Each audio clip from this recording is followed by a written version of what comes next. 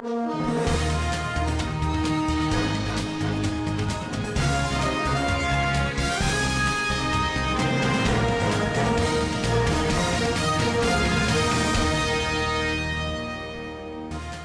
Shippers Council inspects proposed vehicle transit area and inland dry port sites in Zamfara State. NUJ President cautions journalists to be alert at all times while on election duty. Security agencies fully prepared ahead of the 2023 polls. On business update, Bank Associations pledges availability of cash. On international scene, magnitude quake hit southern Turkey. And on sport update, Amusan nominated for Laros Sports Award. Hello and welcome to Standard Voice Television News Channel. I'm Mukufin Mohammed.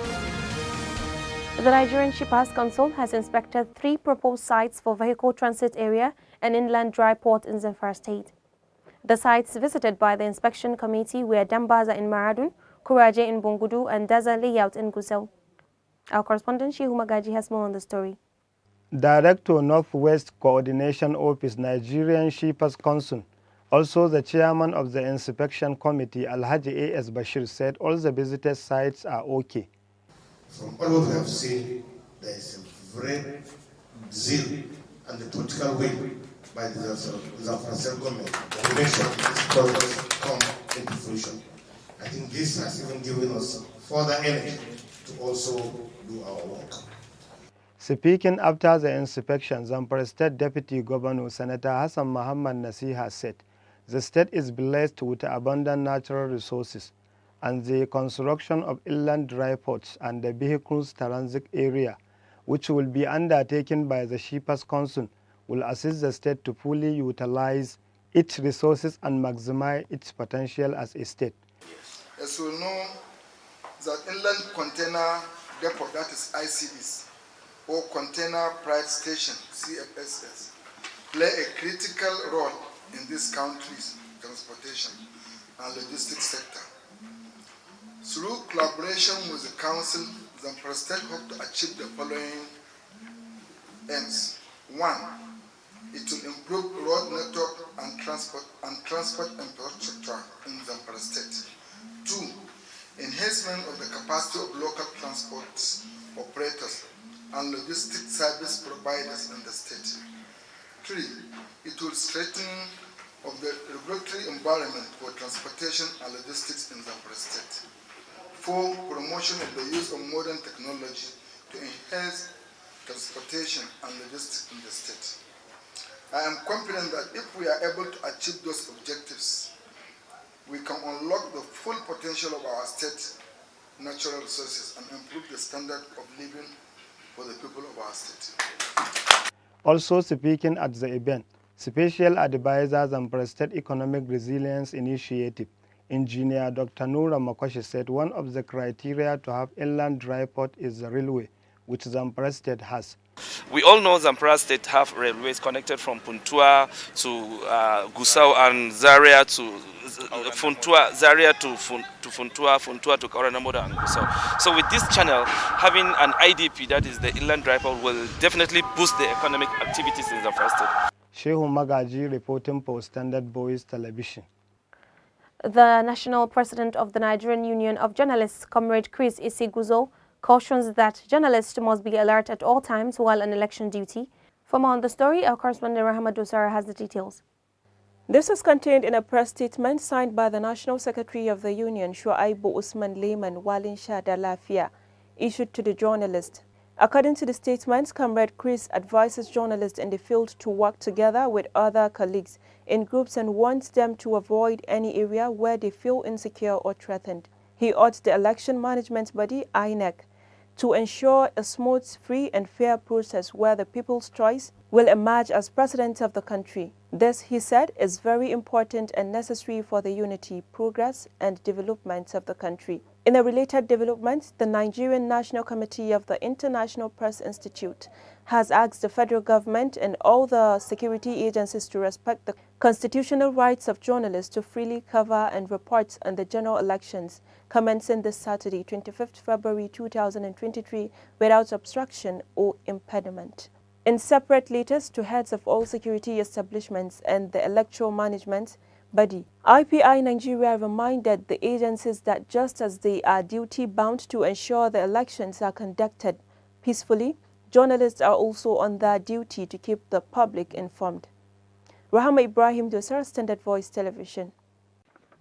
The Chief of Defense Staff, General Lucky Irabo, met all the heads of the intelligence agencies ahead of the general elections.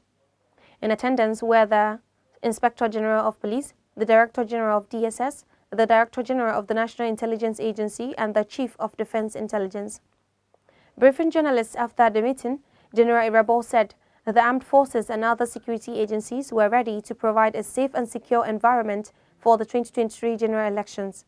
He said that the meeting was to review security arrangements for the elections and develop action plans to ensure that the exercise is held under a peaceful atmosphere. General Irabo said the security agencies would cover every part of the country to ensure peaceful elections so that all eligible Nigerians could exercise their franchise. He said contingency actions had been taken to address areas with peculiar security challenges. The Commonwealth Observer Mission to Nigeria has visited the Independent National Electoral Commission (INEC) to 5 days to the commencement of the general elections in the country.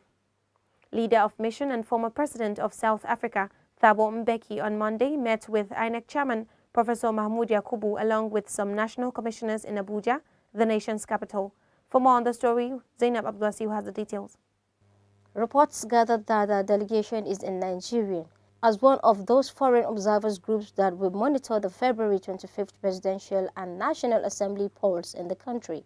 And this is the 7th election the mission will be observing in Nigeria. Stating the purpose of the visit, the former South African president said that Nigeria is a very important country for the Commonwealth.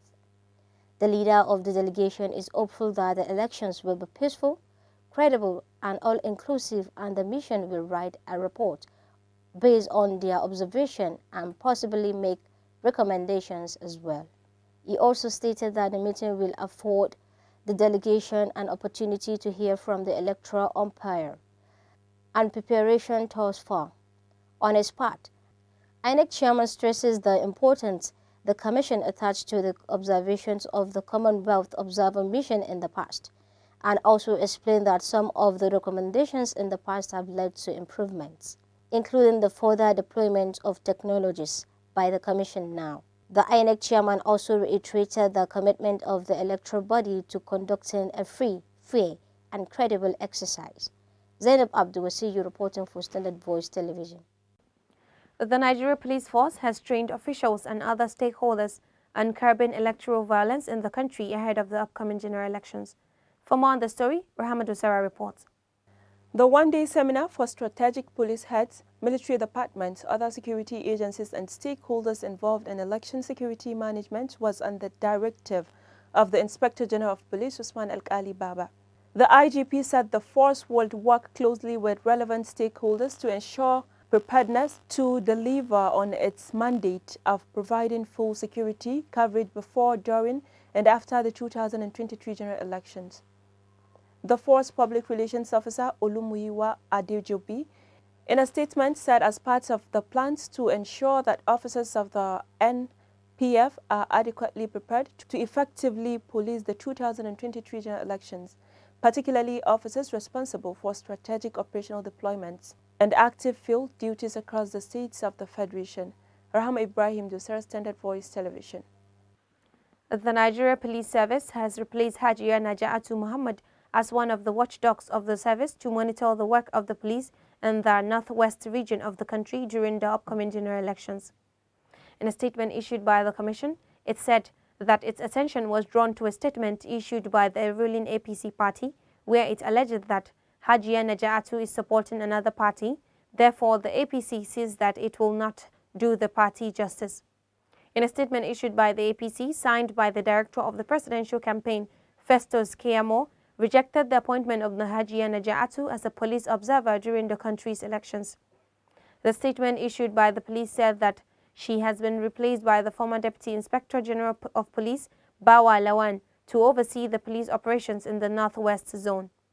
The agency said that it is always careful in its activities and will continue to help ensure the existence of democracy in the country.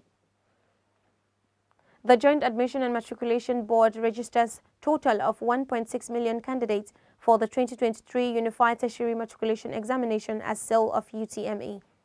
This was disclosed by the Registrar, Joint Admissions and Matriculation Board JAMB, Professor Ishaq Oloyede on Monday in Abuja. He made the disclosure during a monitoring tour of the registration in Abuja, led by the Permanent Secretary and Ministry of Education. He also said that the board had apprehended about 15 people who went against the conduct of the UTME registration processes. Now on business update.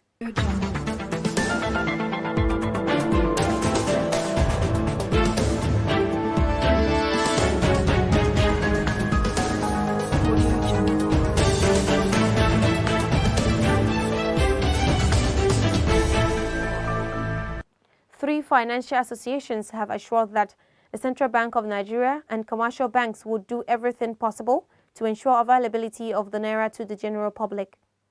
The associations are Chief Security Officers in the banks, Committee of Heads of Operations of Banks, and Association of Corporate Affairs Managers of Banks. In a statement on Monday by Mr. Rashid Bolanriwa, President ACAMB said the three bodies gave the assurance in a communique at the end of their tripartite meeting on Sunday. Reports gathered that the meeting was held in Lagos and convened by the Chartered Institute of Bankers of Nigeria. The three associations assured the general public that the Apex Bank and the commercial banks were doing everything possible to make the Naira available. They also expressed hope of return to normalcy in the shortest possible time. The banks resolved to continuously engage customers on efforts being made to lessen the current hardship being experienced, pending when all the challenges will be resolved. The bank heads appealed to Nigerians, particularly the traders and merchants, to embrace and adopt the cashless policy by accepting phone transfers from their customers. He appealed to security agencies to increase patrol and surveillance on bank locations, especially those located in places prone to attacks, to forestall further attacks. Still in business update, the Minister of State Petroleum Resources, Chief Timi Silva, has said that Nigeria will soon attain 2 million barrels of daily crude oil production target.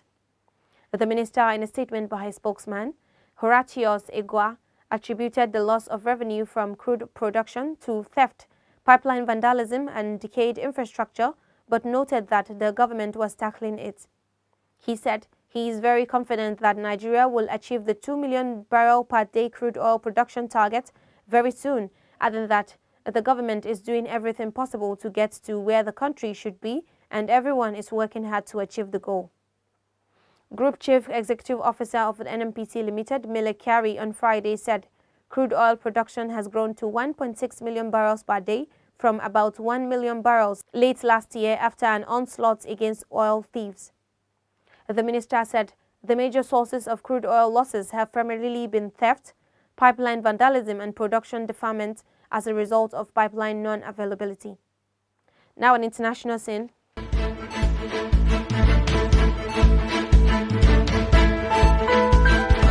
Audio Jungle.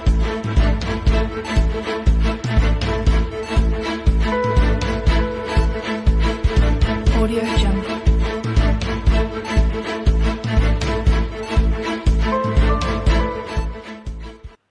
A 6.4 magnitude earthquake was recorded Monday in Turkey's southern province of Hatay, the hardest hit by a February 6 tremor, which left more than 41,000 dead in the country. This was disclosed by the Disaster Response Agency of the country. The Disaster Management Agency said on Twitter another 5.8 magnitude tremor followed 3 minutes later, and its epicenter was Samandag district in Hatay. The walls of badly damaged buildings crumbled while several people, apparently injured, called for help.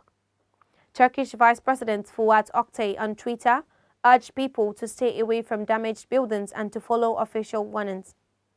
According to the response agency, more than 6,000 aftershocks have been recorded since the 7.8 magnitude hit Turkey and Syria, leaving millions homeless.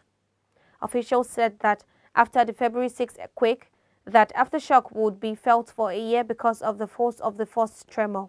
Turkish President Recep Tayyip Erdogan on Monday promised to build nearly 200,000 new homes within a year that were sturdier and no more than 4 stories high. Still on the international news, The Italian Prime Minister Giorgia Meloni was in Kiev on Tuesday for talks with Ukrainian President Volodymyr Zelensky. The minister, who took office in October, has repeatedly expressed a desire to visit Ukraine to demonstrate her government support following Russia's invasion almost exactly 1 year ago. NATO member Italy has provided cash and weapons to help Ukraine, and earlier this month agreed to send a mobile surface-to-air missile system that it has jointly developed with France. Meanwhile, former Premier Silvio Berlusconi, whose Forza Italia party is the junior partner in the coalition, has sought to shift blame for the war away from Moscow, most recently earlier this week when he criticized Zelensky. Now on sport update.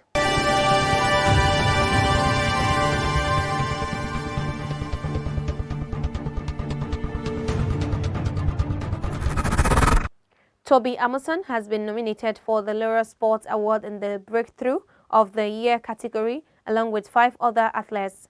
Her nomination makes her the first Nigerian sportswoman to be considered for the world's most prestigious sporting award, following Vitalis Lanshima's nomination in the Sportsperson with a Disability category in 2004, which he lost to a Canadian.